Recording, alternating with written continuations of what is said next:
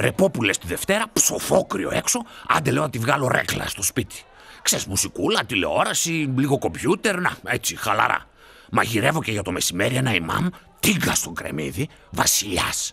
Πώς φτάνει το απογευματάκι, μπιπ το τηλέφωνο, πάω ζαυλακωμένος να το σηκώσω. Καλό, με κάνει μια γλυκιά φωνούλα εκεί, χαιρέστε Μάριον. Σέκος εγώ, να μην μπορώ να αρθρώσω λέξη, κοκάλωσα. Χαλό Γιώργος, μπει στον 8, με ρωτάει αυτή. Παίρνω βαθιά ανάσα εγώ. Γεια, λέω με μια ξεψυχισμένη φωνή. Χαλό Μάριον. Να μην στα πολυλογώ, κουτσά στραβά κατάλαβα ότι πήρε για να με καλέσει για τα Χριστούγεννα. Στις 24 του μήνα, απόγευμα, με όλη την οικογένεια, για να κάνουμε, λέει, την Besserung. Dankeschön, ich komme, λέω εγώ βιαστικός και του το κλείνω. Τι να πούμε, μωρέ, από το τηλέφωνο, σαν να τη καταλάβαινα και τίποτα, μιλάει και γρήγορα αυτή.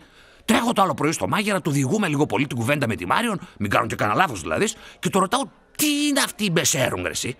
Ωχ, Γιωργάκη, έμπλεξες με κάνει αυτός. Και με εξηγεί πως πρέπει να φερθώ για να φανώ, λέει, κύριος.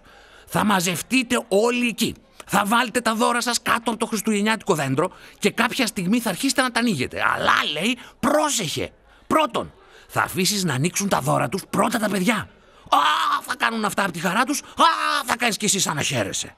Δεύτερον, μόλις κάποιος ανοίγει ένα δώρο θα λες «Ach, wie schön, super, toll, süß» και τέτοια. Τρίτον, μην ορμήξεις το δώρο σου. Να ξετυλίξεις προσεκτικά το χαρτί περί τυλίγματος, χωρίς να το σκίσεις, γιατί λέει συνήθως τα μαζεύουν αυτά.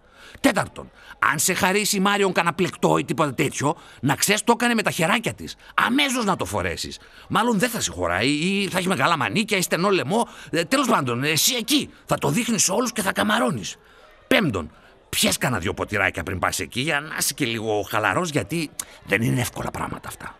Με τρόμαξε ρε ο μπαγάσας, αλλά σιγά με μασίσει ο Γιωργάρας. Εδώ από την Τρόικα και το Δουνουτού μαζί και επιζήσαμε. Αυτό θα φοβηθούμε τώρα. Σε κούρασα όμως,